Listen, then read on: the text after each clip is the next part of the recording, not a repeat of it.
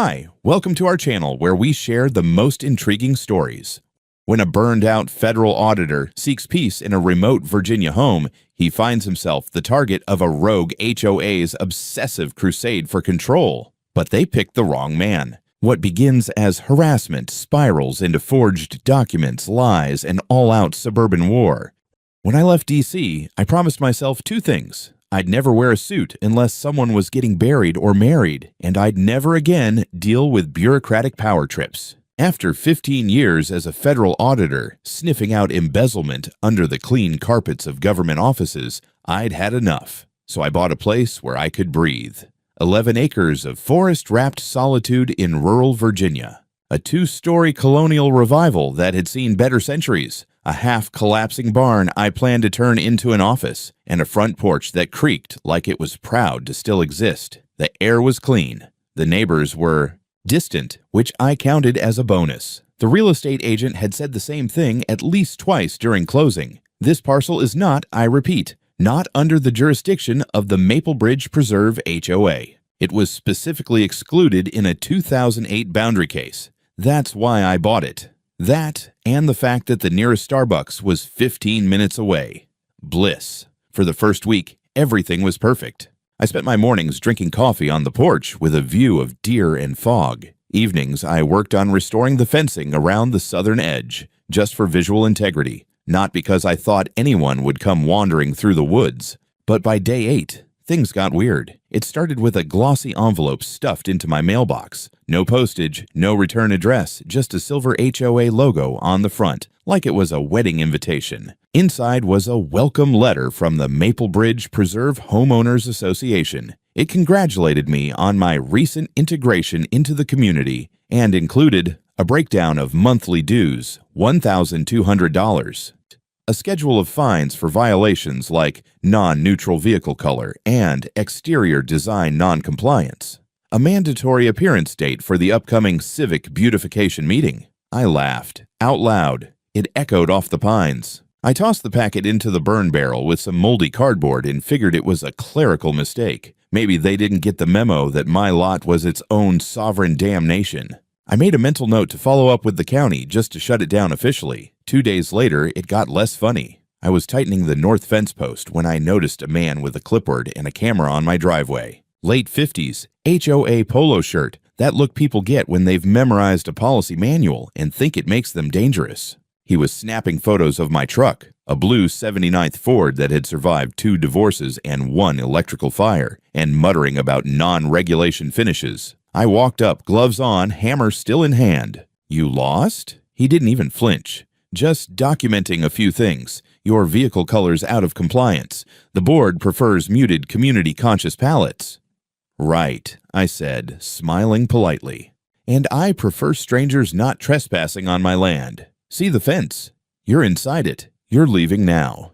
He hesitated like he wasn't used to being told no, without a meeting and a motion. Then he walked off, slow, like he wanted me to feel the weight of his moral disappointment. The next morning, I found myself face to face with Karen. You know the type. 60-something, skin pulled tighter than a drum, pastel pantsuit that looked both expensive and haunted, and a voice like a turned-down NPR host. She knocked twice, sharp and deliberate. I opened the door, coffee in hand, and she smiled like we were old friends. "Good morning, Mr. Danton. Karen Drowell, president of the Maple Bridge Preserve Homeowners Association." I waited. She held out a stamped envelope. "Just following up on our welcome package. You may not have realized, but the board voted last quarter to annex bordering parcels, yours included." "Annexed," I repeated. She nodded. "Yes. Community coherence, environmental uniformity, and developmental integrity. Very standard. Your home now enjoys the full benefits of our community." I opened the envelope. Inside was a record of inclusion with an embossed seal but no owner signature. Just a blank line that read, "Property owner consent. NA, board authority invoked." "Karen," I said calmly, "this land was excluded from your HOA 15 years ago. I have the deed and the ruling." Her smile stayed on, but it went dead in the eyes. Sometimes policies evolve faster than paperwork. That's not how real estate law works. "Well," she said, stepping back, "I'm sure we'll clear it up." But in the meantime, I'd encourage you to avoid any non-compliant exterior work. The community notices everything. She left the way she came, like royalty inspecting a rebellious province. I stood there for a long moment, letter in one hand, mug in the other. Then I went inside, pulled the old files from escrow, and called the county records office. 5 hours later, I had confirmation. My property had never been, and legally could not be, absorbed by the HOA.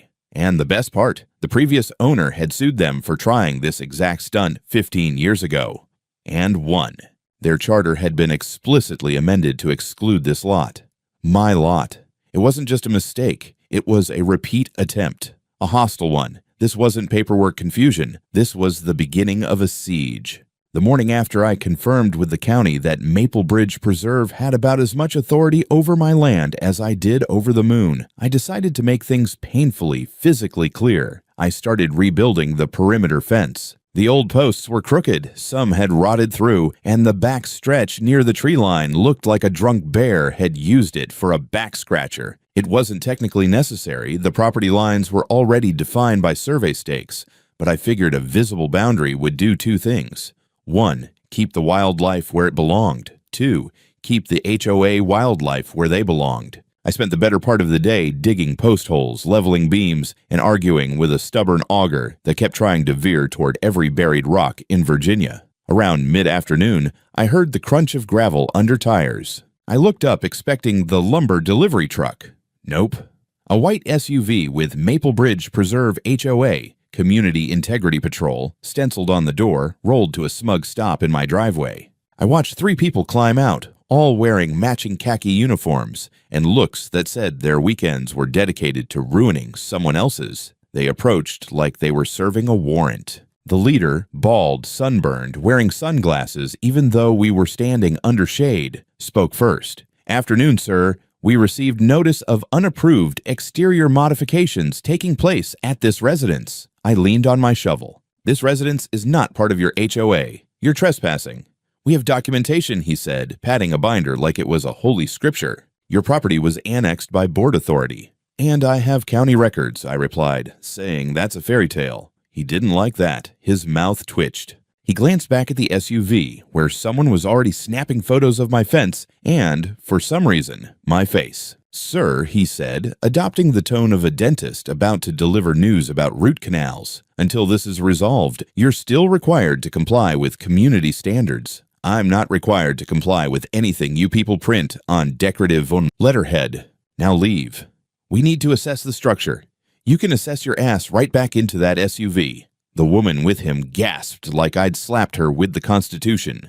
The bald one squared his shoulders, clearly not used to resistance from a single homeowner with a shovel. "We're documenting a violation of—" I didn't let him finish. I called the county sheriff's non-emergency line and reported trespassers claiming false authority. The deputy on the other end sighed like it was the 3rd such call that week. He said someone would stop by. That should have been the end of it. But Karen wasn't done. The next day, I was in the southern field, repairing the wire fencing, when I heard shouting at the front of the property. I walked up the hill and saw 2 of the HOA rangers corralling my hired contractors like cattle dogs, waving papers in their faces.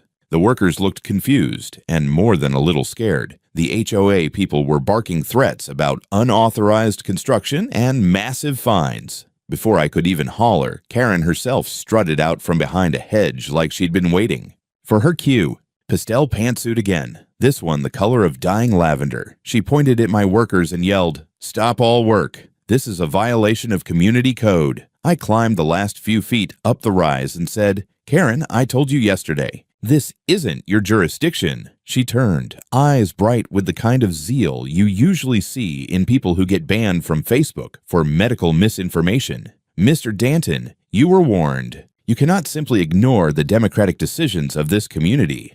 I'm not in your community. You are within its spirit," she snapped. I laughed. A short, sharp, completely involuntary laugh that made her nostrils flare. Then she did something I did not expect. She pulled out her phone, dialed 911, and started screaming. Actually screaming, way that an armed man is threatening HOA officials and destroying community property.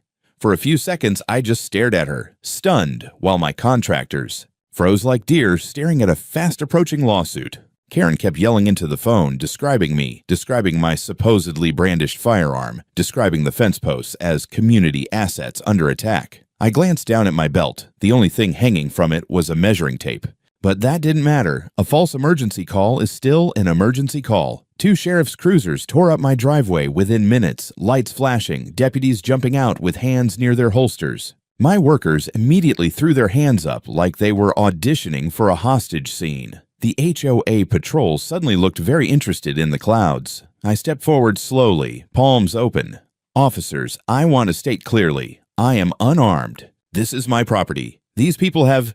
Keep your hands visible, one deputy ordered. Not aggressive, just standard procedure. I complied, recounting the situation with a clarity I'd perfected during 15 years of federal audits. Calm, precise, and absolutely done with everyone's shit. The deputies checked my identification, checked my permit, and checked my truck. No weapon, no threat, no destroyed community property, unless you count the HOA's dignity lying in fragments on the ground. What exactly is going on here? The deputy asked Karen. She launched into a dramatic retelling that would have made a telenovela jealous. Wild hand gestures, trembling voice, the whole performance. The deputies listened in stony silence. When she finally finished, one of them said, "Ma'am, everything you just described is either disproven or outside your authority. This land is not part of your HOA." Karen's mouth opened and closed like a fish encountering an unexpected philosophical dilemma. Furthermore, the deputy added, "A false emergency report is a crime.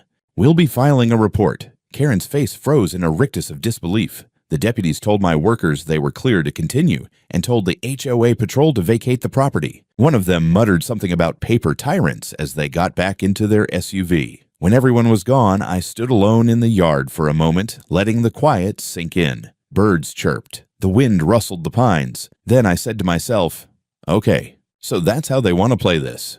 And I went back to work on my fence. I'd barely finished painting the last fence post when the next attack landed. This time, it came with a knock at the door and a dead-eyed manila envelope from a process server who looked like he wanted to be anywhere else. He mumbled something that sounded like an apology and walked off before I could ask which planet he'd just launched this from. Inside was a civil complaint from the Maple Bridge Preserve Homeowners Association. They were suing me for $12,300. The breakdown was as deranged as it was creative. Unpaid HOA dues, retroactive to the 2021 board resolution, fines for vehicular aesthetic violations, penalties for refusal to participate in mandatory civic events, and this one really got me. A breach of community spirit through non-compliance with integration protocols. I don't think I've laughed that hard since a congressman tried to bribe me with Bitcoin. Attached to the complaint was a supplemental exhibit packet. Exhibit A, a color-coded map showing my parcel, now mysteriously labeled Lot 171A, outlined in red like some kind of threat. A note beside it read, "Incorporated by Resolution MBP." Exhibit B, a one-page document titled Consent to HOA Inclusion, allegedly signed by me. Except it wasn't. Not in any legal sense. The signature looked like someone had studied my name on a mailbox and traced it after 3 drinks. There were no witnesses, no date stamp, and no reference to the actual property deed. It might as well have been signed Mickey Mouse. But they filed it, in court, as evidence. I didn't panic. I worked in federal litigation long enough to know the smell of desperation covered in legalese. But I also knew better than to assume a court would magically see through bullshit without help. So I shifted gears. No more casual brush-offs or polite rebuttals. It was time for a response measured in paperwork and precision. First stop, I called the previous owner of the property, one Walter Gaines. Retired contractor, Vietnam vet, lived down in Roanoke now. Walter didn't just remember the HOA, he hated them. "Those vultures tried the same crap on me back in '08, he grunted over the phone. Took them to court and pinned their smug little charter to the damn wall. Judge ruled they couldn't so much as wave at this lot without my consent. I've still got the paperwork somewhere if you need it." I told him I needed it yesterday. Next, I hired a document examiner, a forensic expert who'd once worked for the IRS and looked like she could spot a forged signature from the moon. I overnighted her the supposed consent form, and she got back to me in 2 days with a formal report. "It's fraudulent," she said bluntly. Cut and paste header, ink inconsistencies, forged signature with hesitation marks and 2 trace overlays. Amateurs. Bad ones. Music to my ears. Third move. I retained an attorney, real estate and civil litigator with a reputation for scalping HOAs. Her name was Vanessa Chung, and her first words to me were, "I love a good HOA takedown. Let's make them regret law school." Together we drafted the response, a countersuit for defamation, document fraud, civil harassment, attempted property theft, and filing a knowingly false emergency report. We didn't just deny their complaint, we nuked it from orbit. Vanessa also filed a motion for expedited discovery. If they wanted to play dirty, we were going to dig through every electronic paper trail, every board meeting email, every memo dripping with HOA venom. It wouldn't be enough to beat them. We were going to expose them. The judge scheduled an initial hearing 2 weeks out. No temporary injunctions granted. The HOA had asked for an emergency order to suspend hostile exterior modifications, meaning, presumably, my fence, but the judge rejected it outright. "This court will not enforce jurisdiction that has not been established," he said, and I could swear Vanessa smirked hard enough to crack enamel. Back home, I opened a bottle of whiskey, sat on my porch, and looked out at my land. My fence stood tall and unapologetic, the grass a little wild, the barn half-rotted but proud. I knew this was just the beginning, but now I wasn't just defending property. I was going to make damn sure that every HOA bully who ever abused a resident for a mailbox color thought twice before pulling this stunt again. And I had just started digging. It was just past midnight when I noticed the light. I was in the kitchen halfway through an overcooked grilled cheese and a lukewarm beer when a thin yellow glow flickered against the trees beyond the barn. My property stretched far, and the barn sat tucked behind the tree line where no light should have been, unless something or someone was in there. I set the plate down, grabbed my flashlight, and walked out back. I kept my movements quiet, deliberate. No need to overreact, yet. My sidearm stayed in the lockbox inside. I'd already learned that the second you introduce a gun into any story involving an HOA, you're suddenly a headline waiting to happen. As I approached the barn, I heard soft footsteps and the rustle of something plastic, a tarp, or maybe a trash bag. I opened the door with one hand and aimed the flashlight with the other. The beam caught a man in his 30s crouched by the far wall, holding what looked like a GoPro. "Don't move," I said, loud enough to carry. "Hands up." He blinked, dropped the camera, and bolted past me, but not before I caught a good look at his HOA windbreaker, emblazoned on the back in bold serif. Neighborhood Standards Team. I didn't chase him. Instead, I called the sheriff. When the deputy arrived 20 minutes later, I showed him the footage from my own cameras, which, unlike the HOA's budget espionage, were positioned legally and actually worked. We had clear visuals of the guy entering the barn from the tree line. No permission, no warrant, no nothing. "He say what he was doing here?" the deputy asked. Didn't stick around long enough to chat. I filed a report for criminal trespass, and the next day, the sheriff's department picked him up. His name was Brian Welch, a Maple Bridge volunteer enforcer, whatever that means. According to the arrest report, he claimed he was inspecting for vermin risk, a duty he described as informal but necessary. The sheriff described it as bullshit with a flashlight, but that was only the beginning. Within 48 hours of Welch's arrest, a video started circulating online. It showed me yelling into the darkness, voice raised, flashlight shaking, and, according to the narrator, threatening unarmed community volunteers with a firearm, except I never pulled a gun, never even had one on me. The video was dark, grainy, but it had been edited. My voice had been clipped mid-sentence, and a sound effect, a suspicious click, like a weapon chambering a round, had been inserted. The whole thing was spliced together to look like I was unstable, aggressive, maybe even dangerous. The video came from a new HOA account on a neighborhood app called Community Hub. The caption read, "This is the man rejecting our peaceful efforts to keep Maple Bridge safe. Is this who you want next door to your children?" The comments were predictably rabid. Half the people were calling for police intervention. The other half wanted to form a safety committee. One charming neighbor suggested I be placed on a watch list. I'd dealt with frauds, bureaucrats, and thieves, but this was something else. This was character assassination by PowerPoint. Luckily, I still had the originals. My cameras, motion-activated, infrared, and crystal clear, told the real story. No gun, no threats, no madness. Just one man protecting his damn barn from HOA-sponsored burglars. I called Vanessa, my attorney, and she whistled through her teeth when I sent her the links. They're getting desperate, she said, and sloppy. Isn't this defamation? I asked.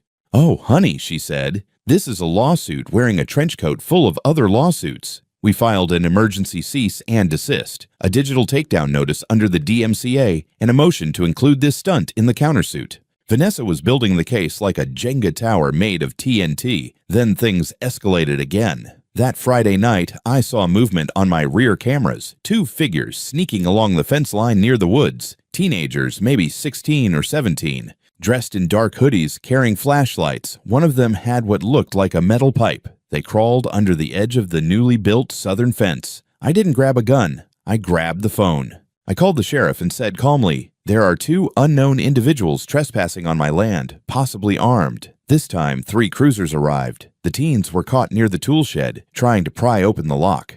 When questioned, one of them broke quickly. "We thought it was like a prank," he mumbled. "We got a note, said to test the response level. Said if he flips, call 911. "Who gave you the note?" the deputy asked. The kid hesitated, then said, "Karen, something. HOA lady." She said it was part of a security check. They arrested both of them for attempted burglary and trespassing. I sent Vanessa the entire incident report before the ink dried. The next morning, someone tried to log into my email. I got the alert at 5:47 a.m.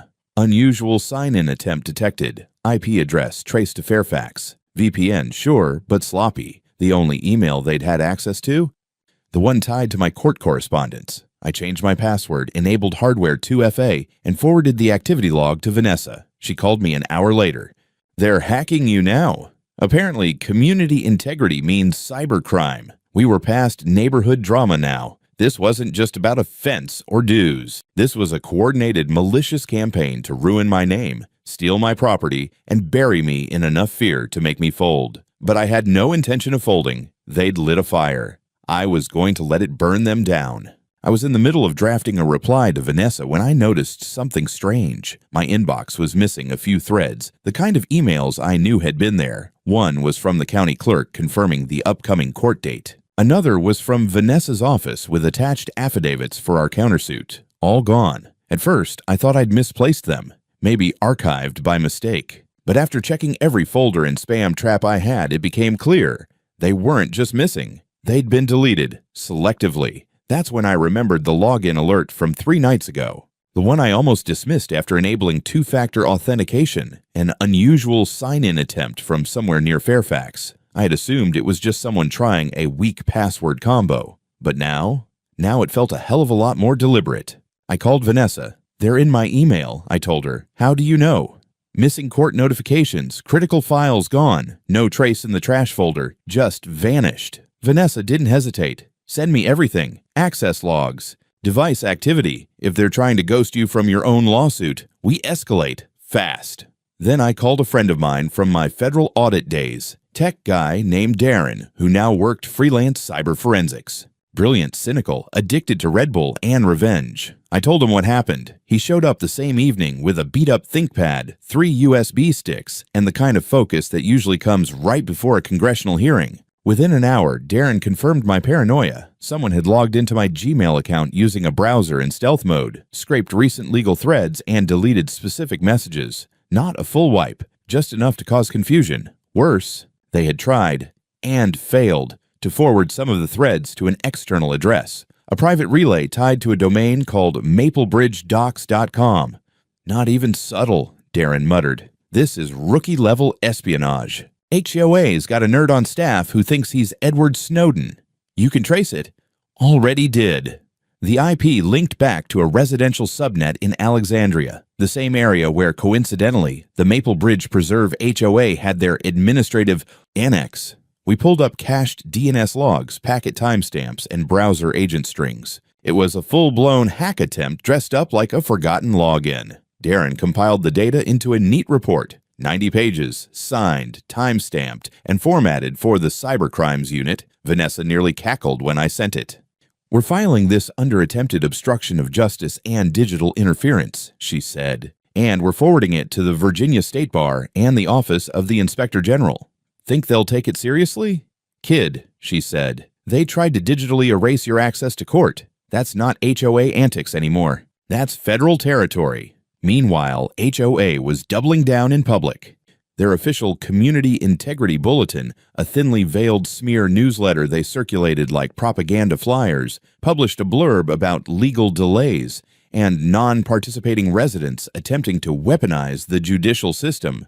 Subtle. They wanted the neighborhood to believe I was avoiding court because I had something to hide, but they were the ones hiding behind fake domains, forged documents, and digital sabotage. Vanessa filed a motion with the court demanding protective orders for all future communications, physical copies only, delivered by certified courier. She also requested a forensic review of the HOA's systems, under suspicion of criminal activity by its officers. The judge granted the motion and added a personal note. The court is concerned by the pattern of misrepresentation and potential tampering involved. This case will be treated with elevated scrutiny. The HOA's attorneys, led by the ever-smirking Meredith Housley, tried to object, of course, but their arguments were made of soup.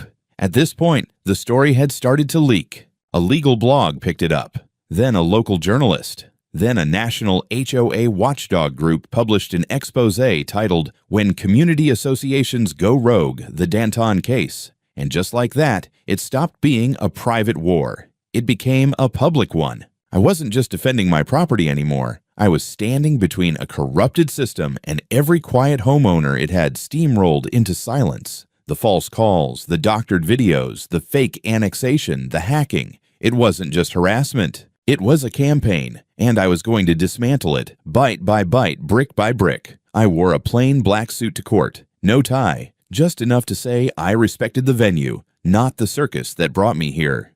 The Maple County Courthouse looked like it hadn't been remodeled since Eisenhower was president. Wood paneling, humming fluorescents, and a faint smell of old coffee and older despair. I sat at the respondent's table next to Vanessa, who looked like she was ready to auction someone's spine. Across from us sat Karen, perched like a vulture in pearls, and her personal mouthpiece, Meredith Housley, a woman whose smile could curdle milk. The room filled up faster than I expected. A few reporters, HOA residents I didn't recognize. One guy in a "HOAs are domestic terrorism" t-shirt, which earned him a warning from the bailiff. Apparently, word had spread. The judge, a no-nonsense middle-aged man with the haircut of someone who hated drama, entered, banged the gavel, and began. HOA was up first. Housley went in swinging. She opened with dramatic language about community cohesion, derelict appearance, and Mr.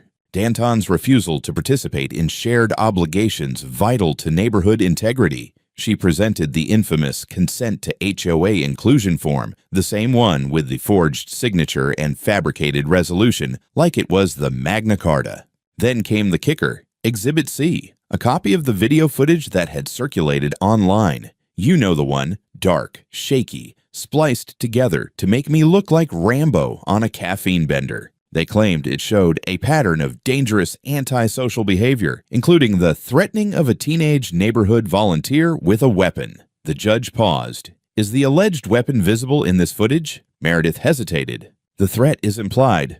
That's not how evidence works, the judge said flatly. Vanessa rose like a storm front. If it pleases the court, she said, we'll be challenging both the legitimacy and admissibility of the plaintiff's materials on the grounds of forgery, defamation, and digital manipulation. She clicked her laptop.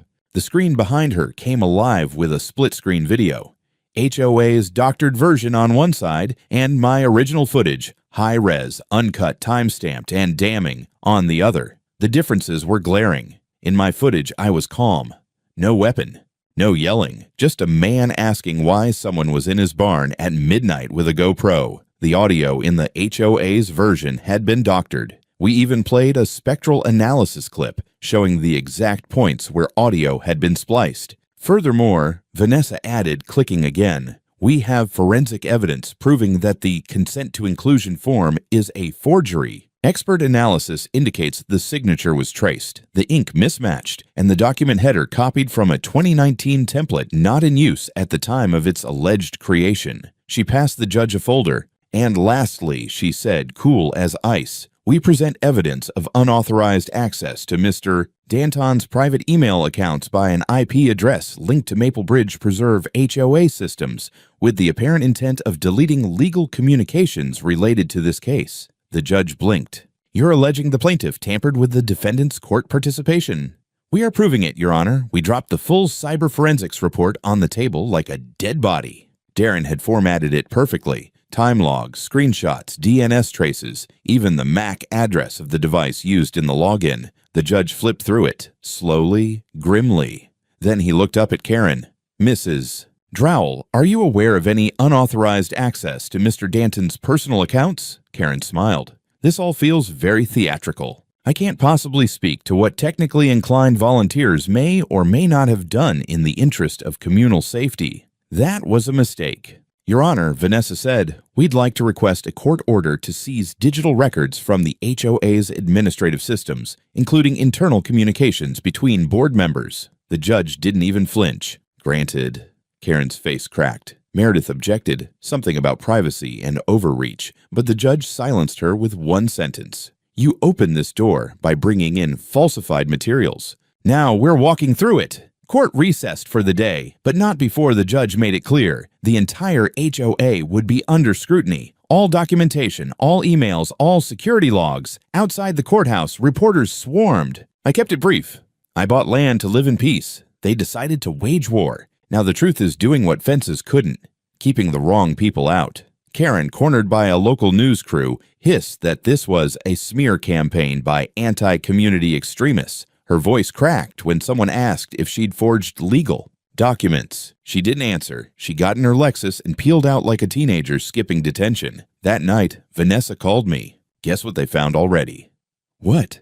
A folder on their internal drive labeled Priority Acquisitions. Your name's in there, along with maps, photos of your house, and a list of targeted compliance violations. They had a file on me? Oh, honey, she said. They had a blueprint. The storm broke 2 mornings later. I was halfway through stacking lumber near the barn when I got the call from Vanessa. Her voice had that electric edge, the tone lawyers get when the other side just lit themselves on fire. They raided the HOA office. I nearly dropped a board on my foot. You're serious? Court-ordered seizure of records. County sheriff, 2 tech forensic analysts, and a clerk with a very large evidence box. You won't believe what they found. I want to believe, I said, walking toward the porch. You will. Turns out the HOA's administrative annex, a glorified double-wide tucked behind the community center, was less office, more crime scene.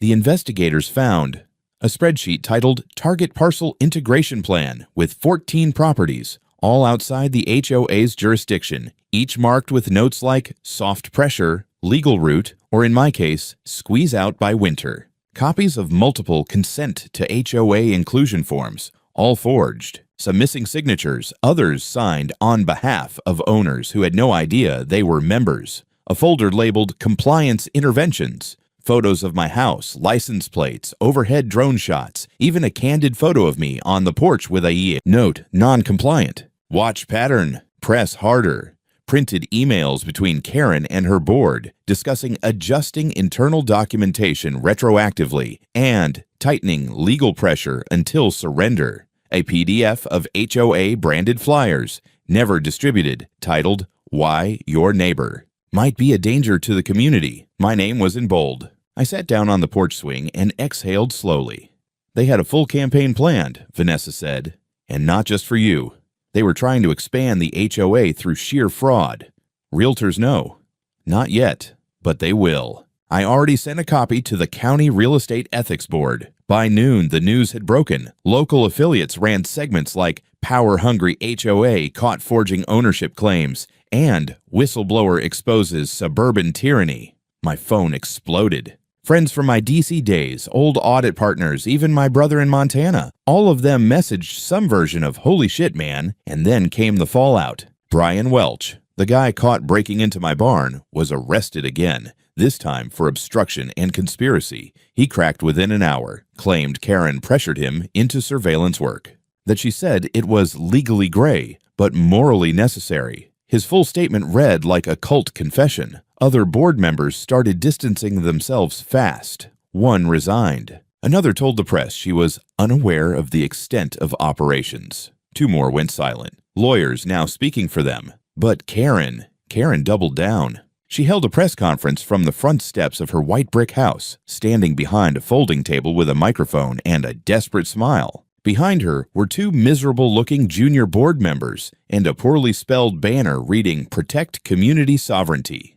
Her statement was a paranoid masterpiece. She called me a corporate plant sent to dismantle democratic neighborhoods, claimed I was working with deep state regulators to weaken local autonomy. At one point, she said I was weaponizing bureaucracy, which, honestly, was the nicest thing anyone had ever accused me of. I didn't respond publicly. I didn't need to, because 24 hours later, the sheriff's office issued a warrant for Karen Drowell's arrest. Charges included forgery of legal documents, conspiracy to defraud property owners, obstruction of justice, false emergency reporting, stalking, and criminal harassment. They arrested her at dawn.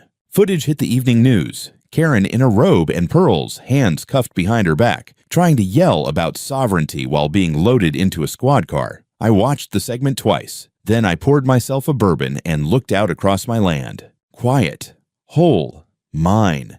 The final court session had all the trappings of a season finale. Packed gallery, press row, whispered bets about sentencing. Karen sat at the defense table in a beige pantsuit that probably cost more than most used cars, looking like she still believed this was all just a misunderstanding, that someone somewhere would bail her out with a golf clap and a community service coupon. Beside her sat Meredith Housley, pale and silent. Her law license had already been suspended pending review, and rumor was the state bar had started preparing the paperwork for disbarment. The judge didn't waste time. He went point by point. Forged documents, coordinated harassment, falsified video materials, fraudulent inclusion notices, hacking into personal accounts, abuse of police emergency systems. He used words like malicious, orchestrated, and, my personal favorite, systematic suburban racketeering. Karen's face barely moved. Until sentencing, 14 years, 4 years for fraud,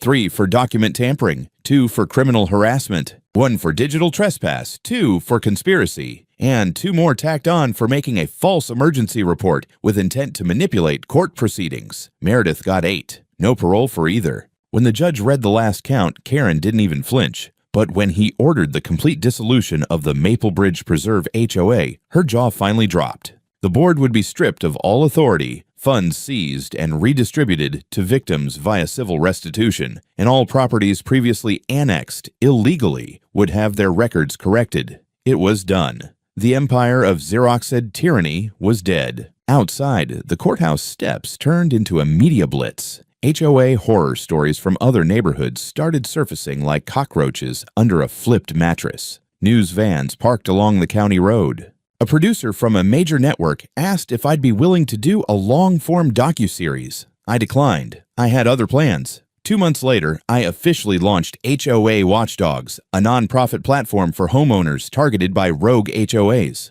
We published guides, connected people with pro bono legal support, and publicly archived the most egregious abuses, complete with redacted documents and satirical breakdowns written by yours truly. The first case we helped win? A single mother in Arizona whose HOA tried to fine her for installing solar panels. The second? A retiree in Oregon threatened with foreclosure over a non-compliant mailbox post. People were hungry for justice. They just needed someone to light the path. As for my land, it finally settled into peace. No more HOA patrols. No more cameras in the bushes. No more pastel tyrants with forms in triplicate. One Saturday morning, I poured myself a coffee, grabbed a ladder, and bolted a new sign onto the gate at the top of the gravel drive. Simple, honest, unapologetic.